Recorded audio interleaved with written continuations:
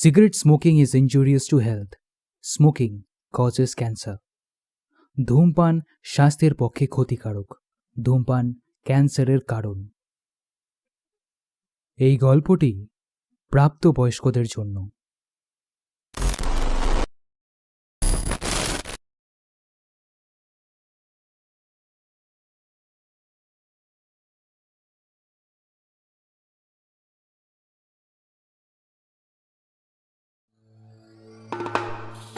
ও series কি গো গেরোদা?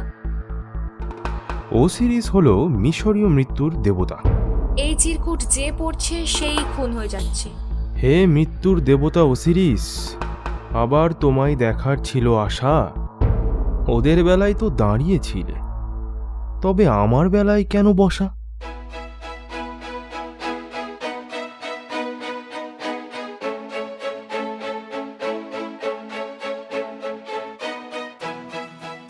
Hello, high, welcome, namaste, নমস্কার, সালাম আলাইকুম।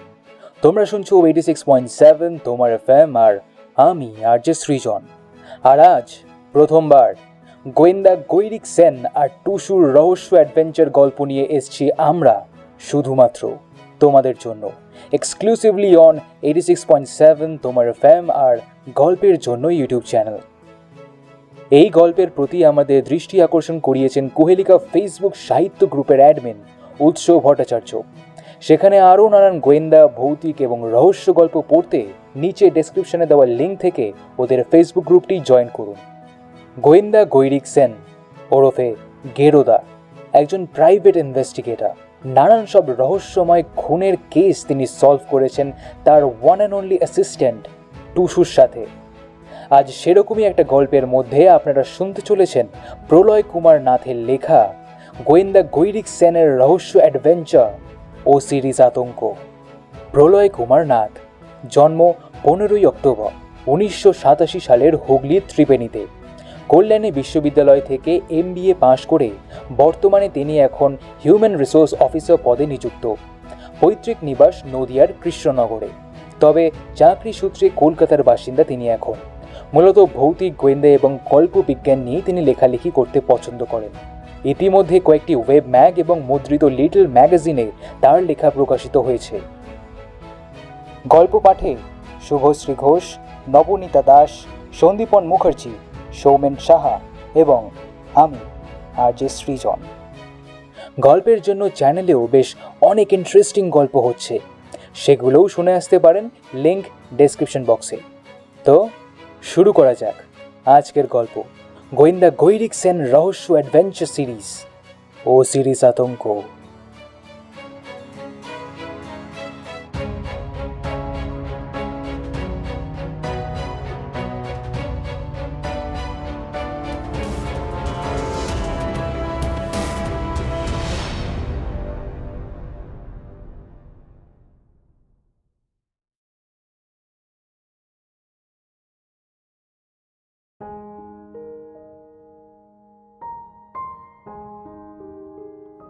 গেরোদা যেন এখন খুব না কুচু স্বভাবের হয়ে গেছে, ভাবল টুসু। হোক না সে বিরাট বড় গোয়েন্দা, হোক না তান্ত্রিকের নরবলি কেসটা সমাধান করার পর তার পুলিশ মহলে বিশাল নাম ডাক, তাই বলি কি সে টুসুকে একটুও পাত্তা দেবে না? এই কথাটা ঠিক যে অপূর্ববাবুর কাছ থেকে একটা বিশাল বড় মাদক পাচার চক্রের হদিশ পায় পুলিশ। তারপর 1 মাসের মধ্যেই ধরা পড়ে সেই দলের সকল সদস্য। আর তার জন্য খোদ লালবাজার থেকে অভিনন্দন জানানো হয় গেরোদাকে। পারিশ্রমিকও নেহাত কম পাননি সে। আর এই অহংকারের জন্যই বুঝি টুসুর মোবাইলে এখনো একটাও ফোন আসেনি তার এই গোটা 2 মাসে। টুসুর খুব অভিমান হলো তার গেরোদার প্রতি। না, এবার দেখছি তাকে ফেসবুক আর হোয়াটসঅ্যাপে ব্লক না করলেই নয়, তখনই সে বুঝবে মজা। এই সব ভেবে যখন টুসু মন খারাপ করে বসে আছে, হঠাৎ মা ঢুকলো তার ঘরে। বলল, কি রে, সাত সকালবেলা এরকম মুখ গোমড়া করে বসে আছিস কেন? টুসু ঝগড়ার সুরে বলে উঠল, কি হয়েছে তা আমাকে জিজ্ঞাসা করছো কেন? যাও না, জিজ্ঞাসা করো তোমার আদরের গোয়েন্দা মশাইকে। মা যেন কিঞ্চিত বুঝতে পারল ব্যাপারটা, মিষ্টি হেসে বলল, ওহো, গৌরিক এখন তাহলে তাকে কোনো কেসে নিচ্ছে না তার সাথে, তাই বুঝি তোর রাগ হয়েছে? আচ্ছা আচ্ছা, দাঁড়া দাঁড়া, একটা ফোন করে দেখি ও কি করছে। এখন তো তাহলে ওর নিজের অফিসেই আছে নিশ্চয়ই। কোনো দরকার নেই তার, আমরা কেন আগে থেকে। কিন্তু মা কোনো কথাই শুনল না। ফোনটা বার করে গৈরিকের নাম্বার ডায়াল করে কানে রাখতেই All lines are busy. Please hold. এই একই বক্তব্য বাংলা আর হিন্দিতেও শোনার পর মা ফোনটা কেটে দিল। ঠিক তার 5 কি 7 মিনিট পর বেজে উঠল মায়ের ফোন। স্ক্রিনে ভেসে উঠল গৈরিক সেনের নাম্বার। মা ফোনটা কানে দিতেই ওপার থেকে আওয়াজ এলো, কি গো কাকিমা, ফোন করেছিলে নাকি? আসলে কিছুক্ষণ আগে একজন ভদ্রলোক ফোন করেছিলেন আমায়, বললেন আজই নাকি দেখা করতে চান আমার সাথে, কি সব জরুরি কথা আছে, তাই ব্যস্ত ছিল লাইনটা। বাহ বাহ, নতুন ক্লায়েন্ট বুঝি? হ্যাঁ, হবে হয়তো। আচ্ছা, উনি তো বললেন দুপুরে 2টো নাগাদ আসবেন, তুমি একবার টুসুকেও পাঠিয়ে দিও তো। মা যেন টুসুকে শোনানোর জন্য আরো জোরে বলে উঠল। কি, টুসুকেও পাঠাবো তোমার ওখানে? মা কথাটা বলতে বলতে আর চোখে দেখল এতক্ষণে টুসুর গোমরা মুখে হাসি ফুটেছে। সত্যি মেয়েটা যে কবে বড় হবে, এই রাগ তো এই আবার খুশি।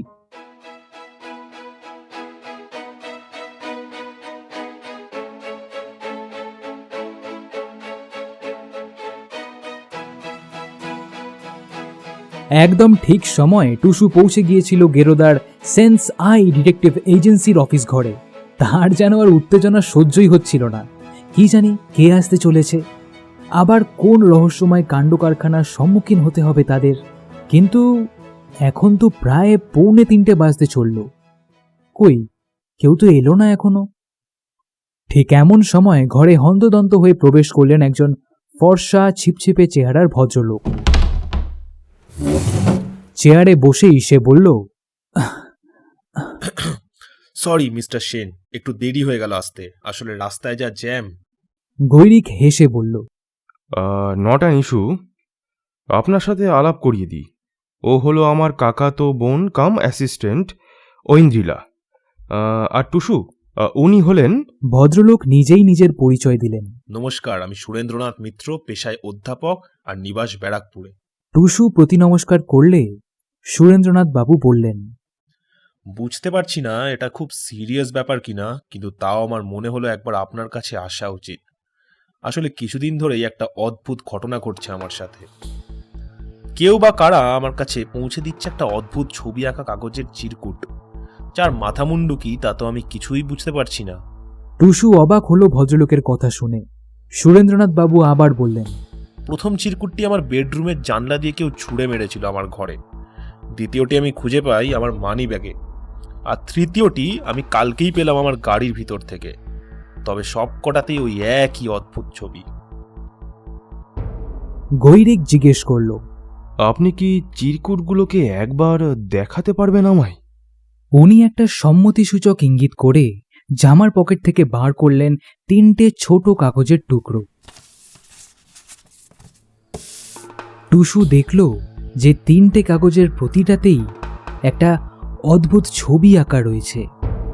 একটা সবুজ গায়ের রংওয়ালা মূর্তি, তার থুতনি থেকে ঝুলছে সরু লম্বা দাড়ি।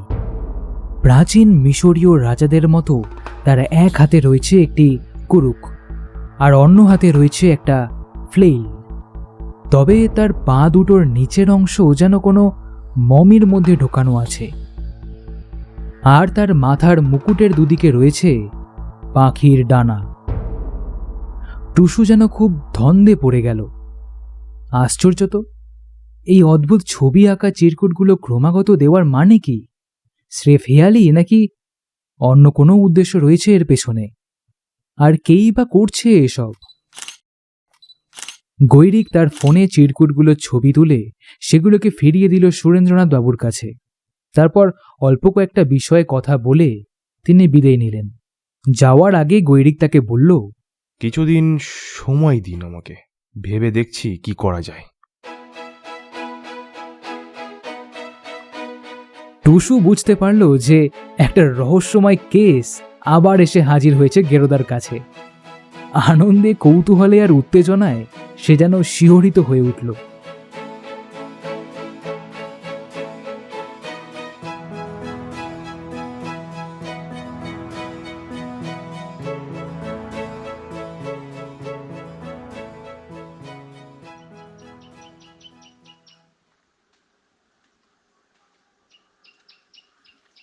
পরের দিন সকালবেলা ঘুম ভাঙতে না ভাঙতেই টুসুর ফোনে একটা জরুরি তলব এলো তার গেরোদার।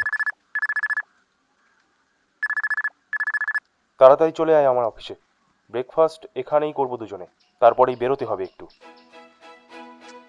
কোনো মতে ব্রাশ করে হাত মুখ ধুয়ে পোশাকটা বদলেই টুসু পাড়ি দিল গৈরিকের অফিসে। আবার কি হলো কে জানে, গেরোদার মাথায় যে কখন কি ভূত চাপে তা বলা যায় না।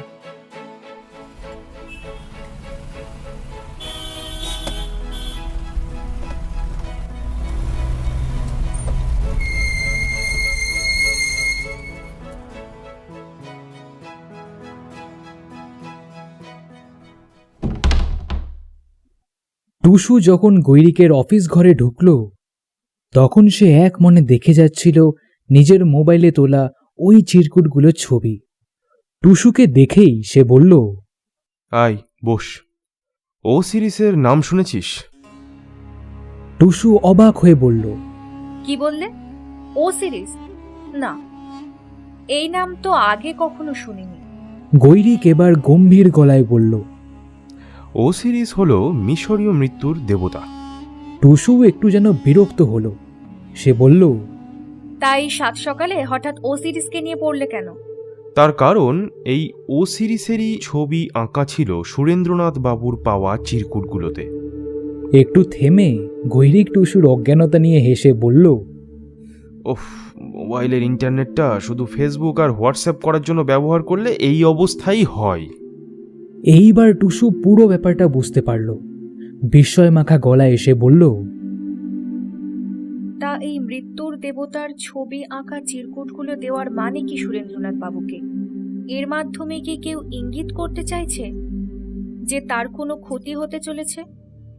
গেরোদা উঠে দাঁড়িয়ে বিমর্ষ গলায় বলল, ক্ষতি হতে চলেছে না রে টুসু, সব থেকে বড় ক্ষতিটাই হয়ে গেছে তার, আর আমি কিচ্ছু করতে পারলাম না। টুসু উত্তেজিত হয়ে বলে উঠল, কি হলো? কিছুক্ষণ আগেই ব্যারাকপুর থানা থেকে ফোন এসেছিল।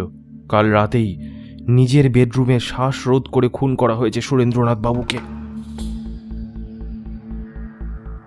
টুসু যেন আকাশ থেকে পড়ল এই কথাটা শুনে। বিস্ময়ে হতবাক হয়ে সে হাঁ করে চেয়ে রইল তার গেরোদার দিকে।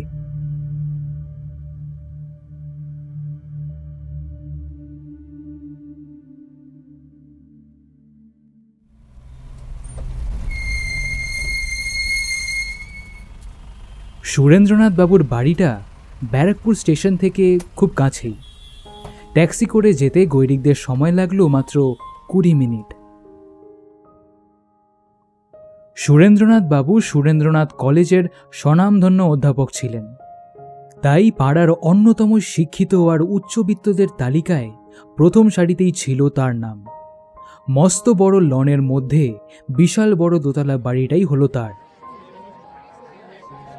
সেখানে এখন আতঙ্কিত দর্শনার্থীদের ভিড় লেগেছিল, ছিল পুলিশদের যাওয়া আসা। সুরেন্দ্রনাথ বাবুর স্ত্রী গত হয়েছেন 4 বছর আগে। পরিবার বলতে আছে তার একমাত্র ছেলে শৈবাল। বাবার আকস্মিক হত্যায় সে হতবাক। এই বছর 27-এর যুবকটির সাথে কথা হচ্ছিল গৈরিক আর টুসুর। গৈরিক জানতে চাইল, তা আপনার কি করা হয় শৈবাল বাবু? শৈবাল হেসে বলল, বাবার মতন আমি অত বিদ্যে মাথায় ঢোকাতে পারিনি গৈরিকবাবু। কলেজ স্ট্রিটে একটা ছোট ট্রাভেল এজেন্সি আছে, সেটাই আমি চালাই। ঠিক কি হয়েছিল কাল রাতে একটু খুলে বলুন তো। শৈবাল মুখ নিচু করে আস্তে আস্তে বলল, কাল আমি আর ভগীরথ অতীন্দ্র হলে সিনেমা দেখতে গিয়েছিলাম। নাইট শো ছিল। আমাদের আস্তে আস্তে প্রায় 12:30 তো বেজেই গিয়েছিল। বাড়িতে বাবা একাই থাকে। অনেক ডাকাডাকির পর যখন দরজা খুলল না, তখন দরজা ভেঙে ভেতরে গিয়ে দোতলার বাবার শোবার ঘরে ছুটে গেলাম। ঘরের আলো জ্বালাতেই বাবাকে ওই দৃশ্যতে দেখলাম আমি। আর কথা বলতে পারল না শৈবাল, ঝরঝর করে কেঁদে দিল। এমন সময় চায়ের ট্রে হাতে নিয়ে সেখানে উপস্থিত হলো একটি বছর 25-এর যুবক।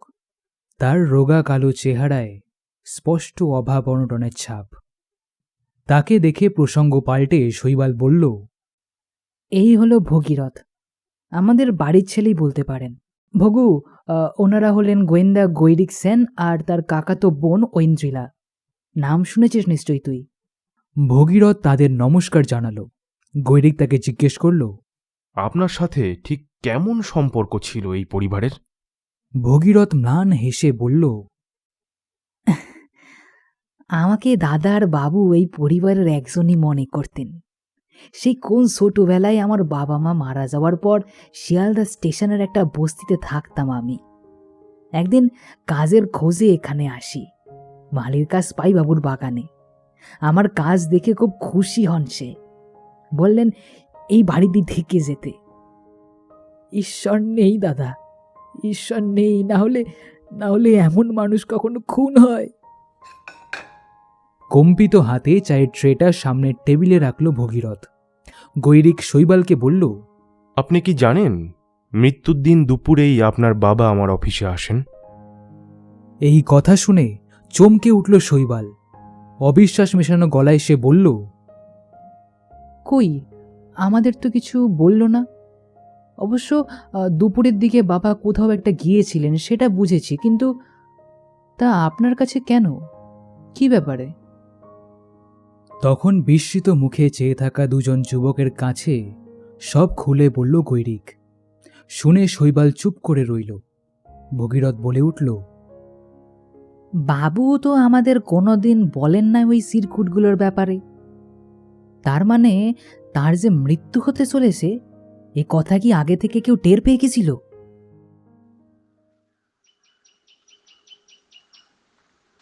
আগের দিন এত ধকলের পর টুসু ভেবেছিল পরের দিন সকালটা বেশ অনেকক্ষণ ধরেই ঘুমোবে, কিন্তু সাত সকালেই বাঁধ সাধলেন তার বাবা প্রদীপবাবু। খবরের কাগজ হাতে প্রায় জোর করেই ঘুম থেকে তুলে দিলেন তিনি টুসুকে। বললেন, আরে টুসু, তুই যে কাল আমাদের বাড়ি ফিরে বললি ব্যারাকপুরে খুন হয়েছে শুধু ওই অধ্যাপক মশাই। টুসু বিরক্ত হয়ে একটা হাই তুলে বলল, হ্যাঁ তো কি? প্রদীপবাবু খবরের কাগজের প্রথম পাতাটা এগিয়ে দিয়ে টুসুকে বললেন, এই নে খবরের কাগজটা, দেখ কি লিখেছে। ব্যারাকপুরে জোড়া খুন।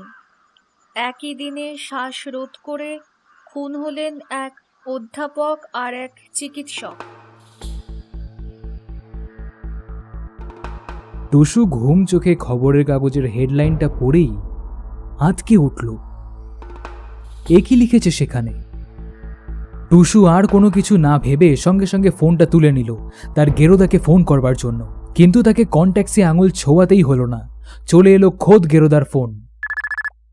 টুসু ফোন ধরে গেরোদাকে কিছু বলতে যাবে, তখনই এক কথায় গেরোদা বলে উঠল, তোর বাড়ির সামনেই দাঁড়িয়ে আছি রে, বাইক নিয়ে, ঝটপট চলে আয়, এখনই ব্যারাকপুরে যেতে হবে। কিছুক্ষণের জন্য স্তব্ধ হয়ে বিছানায় বসে রইল টুসু। বিস্ময়ে যেন উঠে দাঁড়ানোর শক্তিটাও সে হারিয়ে ফেলেছে।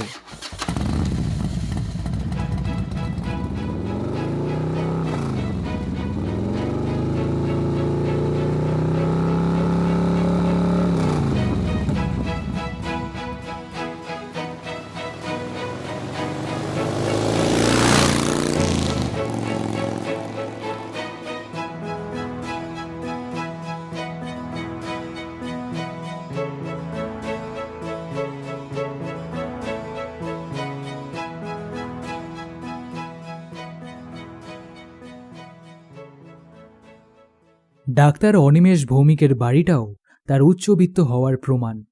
এই কথা বুঝতে পারল টুসু। আর হবে নাই বা কেন, কলকাতার একটি নামী মাল্টি স্পেশালিটি হাসপাতালের কার্ডিওলজিস্ট বিভাগের হেড তিনি। অনিমেষ বাবুকে অ্যাফোর্ডই করতে পারত না শহরের মধ্যবিত্তরা। সুরেন্দ্রনাথ বাবু যে রাতে খুন হন, ঠিক সেদিন রাতেই হত্যা করা হয় অনিমেষ বাবুকেও। তাকেও গলায় কোনো কিছুর ফাঁস লাগিয়ে শ্বাসরোধ করে মারা হয়েছে। তার পরিবারে আছে তার স্ত্রী আর তার একমাত্র মেয়ে সুলেখা। কিছুটা ধাতস্থ হবার পর সুলেখা গৈরিককে বলল, এখনো বিশ্বাস করতে পারছি না জানেন, যে বাবা আর নেই। ঠিক করে কথা বলতে পারল না সুলেখা। কান্নায় গলার স্বর আটকে গেল তার। গৈরিক তাকে গত পরশুদিনের কথা জিজ্ঞেস করতে সে বলল, আমি আর মা মামার বাড়ি গিয়েছিলাম ডানলপে। আবার ফুপিয়ে কেঁদে ওঠে সুলেখা। গৈরিকরা আর অল্প কিছু কথা বলেই উঠে যেতে চাইছিল, কিন্তু সুলেখা হঠাৎ করে ভয়ার্ত কণ্ঠে তাকে ডেকে বলল, একটু দাঁড়ান গৈরিক বাবু, আপনাকে একটা জিনিস দেখাতে চাই। এই বলে সে অন্য ঘরে গিয়ে কিছুক্ষণ পর ফিরে এলো হাতে 3টে কাগজের টুকরো নিয়ে। উৎকণ্ঠার সাথে সে বলল, বাবা আমাকে কিছুদিন ধরে বলছিলেন যে কে বা কারা যেন এই কাগজের টুকরোগুলো নানাভাবে তার কাছে পৌঁছে দিচ্ছিল। কখনো তার গাড়ির ভেতর ছুঁড়ে, কখনো তার হাসপাতালের ডেস্কের ড্রয়ারের মধ্যে রেখে, কখনো বা তার অ্যাপ্রনের পকেটের ভেতর রেখে। এই নিয়ে খুব দুশ্চিন্তাতেও ছিল মানুষটা। তার কথা শেষ হতে না হতেই টুসু খপ করে সুলেখার হাত থেকে কাগজের টুকরোগুলো নিয়ে নিল। ভয়ার্ত দৃষ্টিতে দেখল যে সেগুলোতেও দণ্ডায়মান ওই মিশরীয় মৃত্যু দেবতা ওসিরিস।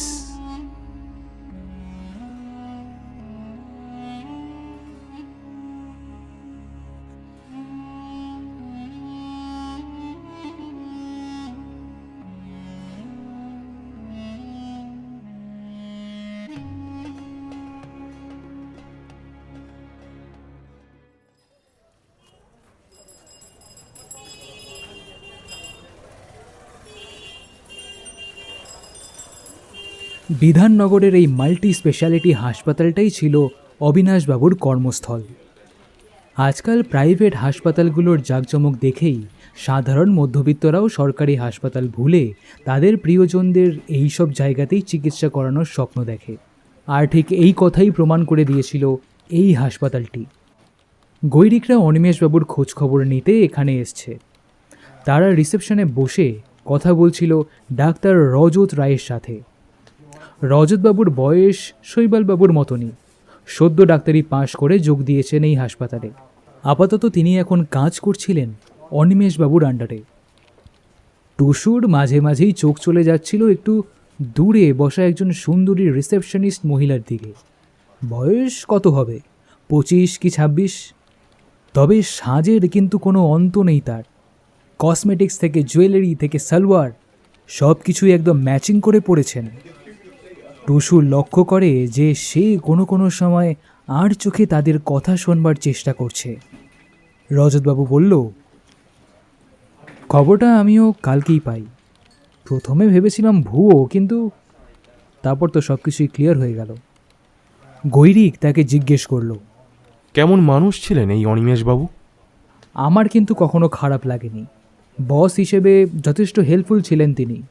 কখনো বকাঝোকা বা খারাপভাবে কথাও বলতেন না উনি আমার সাথে। আর তাছাড়া আমার বাড়িও ব্যারাকপুরে, তাই খুব ভালোই জমতো আমার স্যারের সাথে। তার মানে কি আপনারা একসাথেই যাওয়া আসা করতেন? না না, অ্যাকচুয়ালি উনি তো আসতেন ড্রাইভ করে আর আমি আসতাম ট্রেনে। এই কটাই তো মাত্র স্টেশন। আর তাছাড়া তো কোনো কোনো দিন আমার আর ওনার আলাদা শিফটের নির্দেশ আসতো HR থেকে। তবে গৈরিকবাবু, একটা ব্যাপার। একটু থেমে গেল রজত। আওয়াজ একটু নিচু রেখে বলল, আসলে ওনার ক্যারেক্টারটা একটু। টুসু আগ্রহী হয়ে বলল, কি হলো, থামলেন কেন? রজত এবার ফিস ফিস করে বলল, এই বয়সেও ওনার মেয়েদের প্রতি একটু মানে বুঝতেই পারছেন। আপনি কি দেখেছিলেন সেরকম কিছু? রজত একটু অশ্লীল হেসে বলল, ওই যে সামনে বসে আছে লিলি, রিসেপশনিস্ট লিলি চৌধুরী, ওনার পেছনে কি কম লাগতেন নাকি তিনি? তার পর মুহূর্তেই হঠাৎ সুন্দরী রিসেপশনিস্ট বলে উঠল, কি ব্যাপার বলুন তো রজতবাবু, মনে হলো আপনি আমার নাম নিলেন। রজত আর কোনো কথা বলল না। গৈরিক উঠে তার কাছে গিয়ে বলল, নমস্কার, আমি গৈরিক সেন, আর ও হলো। তার কথা শেষ না হতেই লিলি বলে উঠল, আপনার কাকাতো বোন ঐন্দ্রিলা, তাই তো? অনেক শুনেছি আপনাদের কথা। আর আপনারা এখানে এসেছেন ডাক্তার অনিমেষ ভৌমিকের খুনের তদন্ত করতে। এইবার গৈরিক দৃঢ় স্বরে বলল, অনিমেষবাবু আপনার সাথে কি কোনো রকম অভদ্র আচরণ করেছিলেন?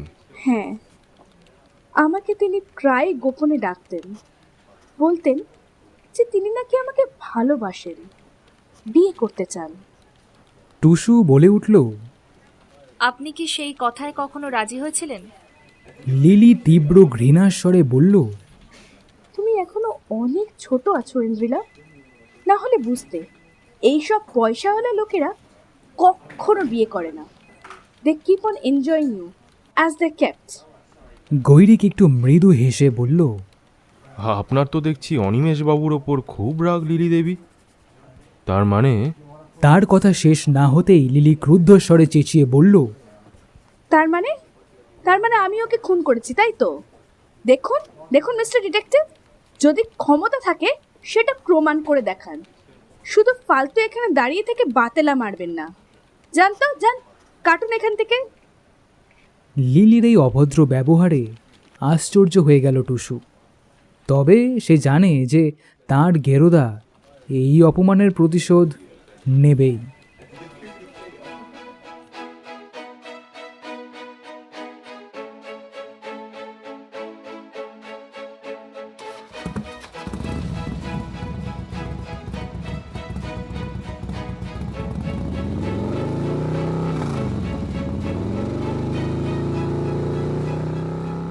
হাসপাতাল থেকে বেরিয়ে আরও টুকিটাকি কয়েকটা কাজ করে এবং তারপর একটা হোটেল থেকে দুপুরের খাওয়া সারতে সারতে প্রায় 3টে বাজিয়ে ফেলল গৈরিক আর টুসু। গৈরিকের চলন্ত বাইকের পেছনে বসে টুসু দেখল যে দুপুরের এই সময়টাতে সল্টলেকের রাস্তায় একটু যানজটটা কম। গৈরিক একটা পান বিড়ির দোকানের কাছে বাইকটা থামিয়ে সিগারেট কিনতে গেল। টুসু তার মোবাইলের গুগল ম্যাপসে চোখ রেখে বলল, গেরোদা, কাছাকাছি একটা দারুণ জায়গা আছে, বনবিতান বায়োডাইভার্সিটি পার্ক। চলো না একবার ঘুরে আসি।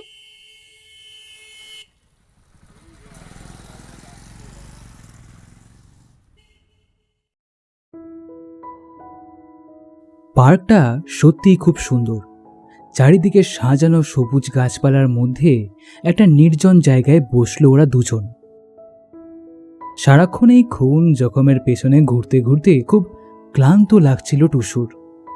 এখানকার এই মনোরম সবুজ আবহাওয়ার মধ্যে বেশ সতেজ লাগছিল নিজেকে। এমনিতেই ভরপেট পাঁঠার মাংস আর ভাত গিলে এসছে একটু আগে। তার চোখের পাতাটা যেন একটু ভারী হয়ে আসছিল। আচমকা গেরোদার কোনো এর গুঁতোতে যেন ঘুমটা ভাঙল টুসুর। ফিস ফিস করে গেরোদা কানে কানে বলল, তাড়াতাড়ি এদিকে আয়। এই বলেই সে কোনো রকমে টুসুকে একটু দূরে একটা গাছের ঝোপের পেছনে টেনে নিয়ে গেল। টুসু কিছু জিজ্ঞেস করবার আগেই গৈরিক ডান দিকে ইঙ্গিত করে ওকে বলল, এবার দেখ ওদিকে। টুসু অবাক হয়ে সেদিকে চেয়ে দেখল। দূরে একটা সিটের ওপরে বসে আছে দুজন মানুষ, একজন শৈবাল। কিন্তু কিন্তু সাথে ওটা কে? খুব চেনা চেনা লাগছে, কিন্তু মস্তিষ্কে একটু জোর দিতেই সব মনে পড়ে গেল টুসুর। সে দেখল গেরোদা দৃঢ় দৃষ্টিতে তাকিয়ে আছে ওদের দিকে। কে জানে সে এখন কি ভাবছে। এই কথা একমাত্র বলতে পারেন স্বয়ং দেবতা ওসিরিস।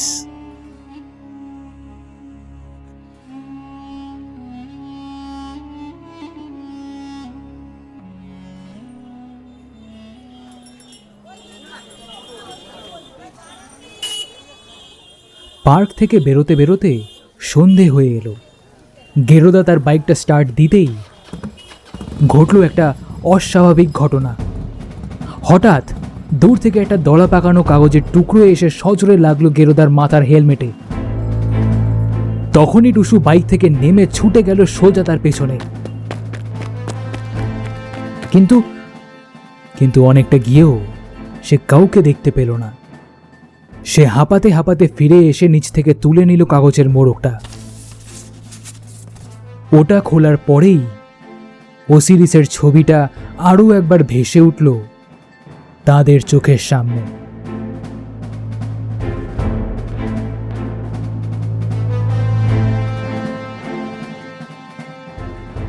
আগের দুজন এই চিরকুটটা পাওয়ার পরেই খুন হয়েছে। টুসু ভাবল, তার মানে কি এবার গেরোদার পালা? আতঙ্কে শিউরে উঠল সে। না, এ হতে পারে না, কিছুতেই হতে পারে না। গেরোদা নিজের মোবাইলে কি একটা নাম্বার ডায়াল করে ফোনে কাউকে বলল, আজ রাতেই আমি কয়েকটা জায়গায় যাব, কিন্তু আমার আপনাদের ফোর্সের সাহায্যের দরকার। রেইডও হয়তো করতে হতে পারে। তারপর বিস্ময়ে হতবাক টুসুর হাত থেকে কাগজের টুকরোটা নিয়ে একবার দেখে ওপরে মুখ তুলে নাটকীয়ভাবে বলল, হে মৃত্যুর দেবতা ওসিরিস, আবার তোমায় দেখার ছিল আশা। ওদের বেলায় তো দাঁড়িয়েছিলে, তবে আমার বেলায় কেন বসা?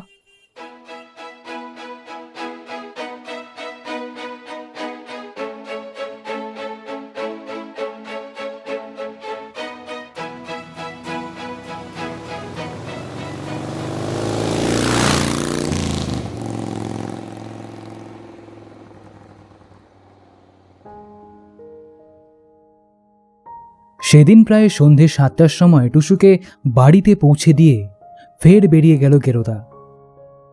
টুসু একবার তাকে জিজ্ঞেস করে যে সে কোথায় যাচ্ছে। প্রত্যুত্তরে সে শুধু মুচকি হাসে, কিন্তু কিছু বলে না টুসুকে। এটা কিন্তু গেরোদার ভীষণ খারাপ স্বভাব, ভাবে টুসু। প্রতিটা কেসের ক্ষেত্রেই একেবারে শেষ মুহূর্তে এসে হাঁটে হাঁড়ি ভাঙে গেরোদা। যাই হোক, দেখা যাক এবার সে কি করে।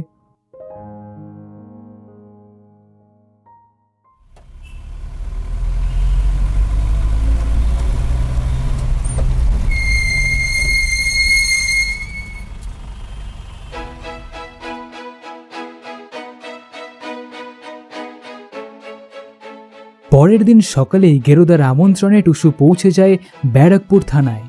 ওসির কেবিনের বাইরে যে বিরাট বারান্দাটা আছে, সেখানে টুসু সবাইকে দেখে। শৈবাল, ভগীরথ, অনিমেষবাবুর স্ত্রী সুলেখা, রজতবাবু আর লিলি। পুলিশ অফিসারের ডাকে সবাইকে হাজিরা দিতে হয়েছে থানায়। পালাবার কোনো উপায় নেই। টুসু দেখল যে তার গেরোদাকে খুব ক্লান্ত দেখাচ্ছে আজ। কাল বেশ রাত অবধি হয়তো তাকে অনেক দৌড়ঝাঁপ করতে হয়েছে। গৈরিক সবাইকে উদ্দেশ্য করে বলল, প্রথমেই বলে রাখি, আমার তদন্ত অনুযায়ী ওসিরিসের ছবি আঁকা চিরকুট খুঁজে পাওয়া আর খুন হওয়ার মধ্যে কিন্তু কোনো সম্পর্ক নেই। এই দুটি হত্যাকাণ্ডের ক্ষেত্রেই ওসিরিসের চিরকুট প্রদানকারী আর আসল হত্যাকারী যেমন ছিল আলাদা, তেমন তাদের উদ্দেশ্যও ছিল ভিন্ন। টুসু আশ্চর্য হয়ে বলল, এত ইন্ট্রো না দিয়ে আসল কথায় আসো না গো। গৈরিক একটু মৃদু হেসে বলল, আচ্ছা শৈবালবাবু, আপনি যে ট্রাভেল এজেন্সিটা চালাচ্ছেন, কেমন চলছে সেটা? শৈবাল একবার শুধু চাইল গেরোদার দিকে, কিন্তু কোনো উত্তর দিল না। গৈরিক বলতে শুরু করল, ঠিক আছে, আমিই বলে দিচ্ছি। চারদিকে এত ধার দেনা রয়েছে আপনার যে ব্যবসাটা প্রায় উঠেই যেতে চলেছে, তাই না? কাল রাতে আপনার অফিসে গিয়ে একটু খোঁজ খবর নিয়ে আমি তো সেরকমই বুঝতে পারি। কিন্তু এই পরিস্থিতিতেও অঢেল পয়সার মালিক আপনার নির্দয় পিতা সুরেন্দ্রনাথ বাবু আপনাকে সাফ জানিয়ে দেন যে তিনি আপনাকে কোনো আর্থিক সাহায্যই করবেন না। সেই জন্যই খুব বিরক্ত ছিলেন আপনি বাপের প্রতি, তাই তো? শৈবাল এখনো চুপ। তখন টুসু বলে উঠল, তার মানে কি শৈবাল বাবুই তার বাবাকে গৈরিক টুসুর কথা কেটে বলল, দাঁড়া, আসছি সে কথায়। তারপর সে লিলির দিকে ফিরে জিজ্ঞাসা করে, আচ্ছা লিলি দেবী, অনিমেষবাবু কি শুধুই আপনাকে বিয়ের প্রস্তাব দিয়েছিলেন? লিলি কিন্তু চুপ করে থাকল না শৈবালের মতন।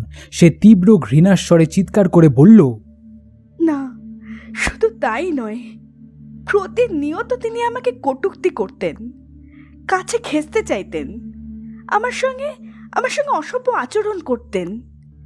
একদিন সন্ধ্যায় তো উনি আমাকে ওনার কেবিনে ডেকে পাঠিয়ে আমার সাথে, যাই হোক, সেদিন সেই সময় রজতবাবু সেখানে চলে আসায় কোনো রকমে আমি রেহাই পাই। গৈরিক বলে উঠল, আর এই বিষয়ে আপনি এইচআরের কাছে গিয়ে তার এগেনস্টে সেক্সুয়াল হ্যারাসমেন্টের কমপ্লেনও করেন, কিন্তু অনিমেষবাবু হাসপাতালের মালিকের খুব কাছের মানুষ হওয়ার দরুন তাকে কোনো শাস্তিই দেওয়া হয়নি। এই সব কথা আমি কাল আপনার হাসপাতাল থেকে জেনে এসেছি, ফলে আপনিও কম বিরক্ত ছিলেন না অনিমেষবাবুর উপর। টুসু আবার কিছু একটা বলতে যাচ্ছিল, কিন্তু চুপ করে গেল। দেখল যে সুলেখা আর তার মা এই সব কথা শুনে লজ্জায় যেন মাটিতে মিশে গেছে। গৈরিক ফের বলে উঠল, কাল সল্টলেকের সেই পার্কে যখন শৈবালবাবু আর লিলি দেবীকে একসাথে ঘনিষ্ঠ অবস্থায় আমি আর টুসু দেখি, তখনই পুরো ব্যাপারটা অনেকটাই স্পষ্ট হয়ে ওঠে আমার চোখে। খবর নিয়ে জানতে পারি যে লিলি প্রায়শই আসতো শৈবালের অফিসে। সেখানে বসেই দুজনে প্ল্যান করে যে কিভাবে শৈবাল আর তার বাবা সুরেন্দ্রনাথ বাবুকে ভয় দেখিয়ে একটু শিক্ষা দেবে, আর লিলি তার কলিগ অনিমেষবাবুকেও। ইতিহাসে এমএ পাস লিলির মাথায় এই মিশরীয় মৃত্যুর দেবতা ওসিরিসের ছবি আঁকা চিরকুট বানানোর মতলবটা সর্বপ্রথম আসে। প্ল্যান মাফিক শৈবাল সেগুলো সকলের অজান্তেই পৌঁছাতে থাকে সুরেন্দ্রনাথ বাবুর কাছে, আর লিলিও এই একই কাজ করে অনিমেষবাবুর সাথে। আর একথার প্রমাণ শৈবালের অফিসের কম্পিউটার, যেখান থেকেই তারা এই ছবিগুলো প্রিন্ট আউট নিত। তবে তাদের উদ্দেশ্য ছিল শুধু ভয় দেখানো, খুন করা নয়। এবার থানার ওসি অধীর আগ্রহে বলে উঠলেন, তাহলে আসল অপরাধীটা কে কৈরিকবাবু? গৈরিক বলে, আমি আপনাদের থানার পুরনো কিছু নথি ঘেঁটে খুঁজে পাই একটা ট্র্যাজিক ঘটনার কথা। আজ থেকে প্রায় 15 বছর আগে একজন ধনীর দুলাল মদ্যপ অবস্থায় গাড়ি চালিয়ে দেয় এক দিনমজুরের শরীরের উপর।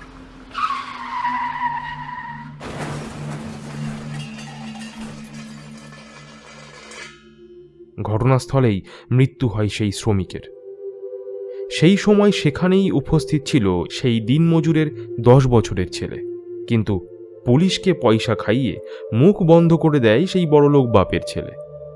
বিচার পাওয়ার জন্য হাহাকার করে ওঠে সেই দরিদ্র পরিবারটি, কিন্তু কিছুতেই কিছু হয় না। স্বামীর শোকে দুঃখে বিনা চিকিৎসায় কিছুদিনের মধ্যেই মারা যায় সেই ছোট ছেলেটির মা। অনাথ ছেলেটা শিয়ালদা স্টেশনের একটা বস্তিতে থাকতে শুরু করে। তার অনেক বছর পর একদিন সে ব্যারাকপুরে কাজ খুঁজতে এসে সেই বড়লোকের ছেলেটির বাড়িতেই পেয়ে যায় মালির কাজ। ব্যাস, আর কিছু বলতে হয় না গৈরিককে। সে দেখে শৈবাল হাঁ করে কঠোর দৃষ্টিতে তাকিয়ে আছে ভগীরথের দিকে। ফুপিয়ে কেঁদে ওঠে ভগীরথ, হাত পা ছুড়ে চিৎকার করে বলতে থাকে শৈবালকে,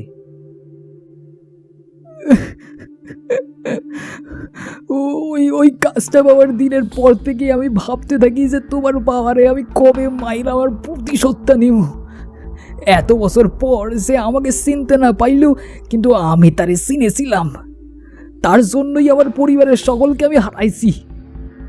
সেদিন যখন তুমি লিলির ফোন পাইয়া সিনেমা হল থেকে বাইর হয়ে গেলা, ঠিক তারপরেই আমিও বাইর হয়ে গেলাম সেখান থেকে।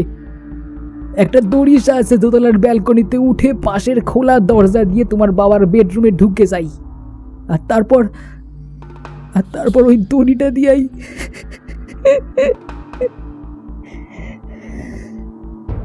তারপর তুমি ফিরে আসবার আগেই আমি ওই সিনেমা হলে গিয়ে নিজের সিটে বসে পড়ি। গৈরিক মাঝখানে ফুট কাটে। আর এর সাক্ষী হলো অতীন্দ্র হলের সিকিউরিটি গার্ড, যে তোমার যাওয়া আসা পুরোটাই নজরে রাখে এবং আমায় তা কালই জানায়। তবে কাল তুমিও শৈবালের সাথে পার্কে গিয়ে ওই বসে থাকা ওসিরিসের ছবি দেওয়া চিরকুটটা কিন্তু বেকার ছুঁড়লে আমার গায়ে। এতে তো আমি ভয় পেলামই না, উপরন্তু আরও বুঝে গেলাম যে এটার প্রেরক আগেরগুলোর প্রেরকদের সাথে পরিকল্পনা না করেই শুধুমাত্র শৈবালের সাথে আমার বলা কথার ভিত্তিতেই এটা বানিয়েছে।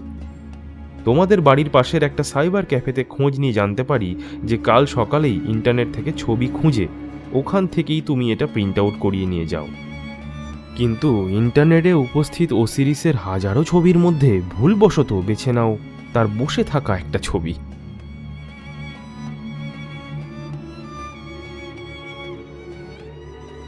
শৈবাল কোনো কথা বলে না, শুধু দেওয়ালে ঠেস দিয়ে দাঁড়িয়ে জোরে জোরে নিঃশ্বাস নিতে থাকে। ভগীরথ করুণ দৃষ্টিতে চেয়ে থাকে তার দিকে। এবার গৈরিক লিলির দিকে চেয়ে বলল, লিলি দেবী, আপনার রূপ যৌবনের প্রতি শুধু শৈবাল আর অনিমেষ বাবুই আকৃষ্ট হননি, হয়েছে আর একজন পুরুষও, যে মনে মনে সর্বক্ষণ আপনাকে পাওয়ার স্বপ্ন দেখেছে। তাই তো যেদিন অনিমেষবাবু আপনার সম্মানহানি ঘটাবার চেষ্টা করেন, সেদিন থেকেই সেই সুযোগ খুঁজতে থাকে কবে তাকে মেরে তার অতিরিক্ত কাম বাসনার উপযুক্ত শাস্তি দেবে। লিলির আর বুঝতে বাকি থাকে না যে গৈরিক রজতের কথা বলছে। সে রজতকে জিজ্ঞেস করে, এখন মনে পড়েছে, সেই জন্যই সেদিন আপনি শরীর খারাপের বাহানা করে অনিমেষ বাবুর গাড়িতে বাড়ি ফেরার কথা বলেন, তাই তো? এক্স্যাক্টলি লিলি দেবী, এমনই খবর পাই আমি আপনাদের হাসপাতাল থেকে। গাড়ির মধ্যে রজতবাবু নিশ্চয়ই আরও বেশি শরীর খারাপের অছিলায় তার বসকে অনুরোধ করেন তাকে প্রথমে তারই বাড়ি নিয়ে যেতে, আর তারপর সুযোগ বুঝে গ্যারেজে গাড়ি রেখে বেরোবার সময় আগে থেকেই সঙ্গে নিয়ে আসা কোনো দড়ি বা ওই জাতীয় কিছু দিয়ে অনিমেষবাবুকে পেছন থেকে। আর বলতে পারে না গৈরিক। হাউ হাউ করে কেঁদে ওঠে সুলেখা আর অনিমেষবাবুর স্ত্রী। মাথা নত করে দাঁড়িয়ে থাকে রজত। পুলিশ কনস্টেবল এসে হাতকড়া পরিয়ে নিয়ে যায় ভগীরথ আর রজতকে, সাথে শৈবাল আর লিলিকেও সতর্ক করে দেওয়া হয়।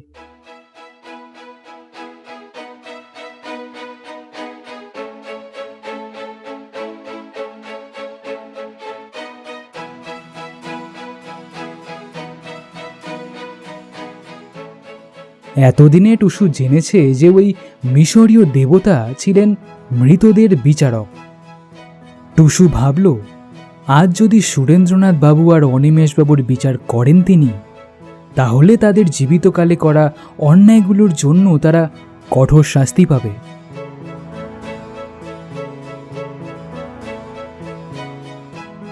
সব কিছু ভালোই ভালোই মিটে গেলে টুসু মনে মনে একবার নমস্কার করে ওঠে সেই মিশরীয় মৃত্যু দেবতা ওসিরিসকে।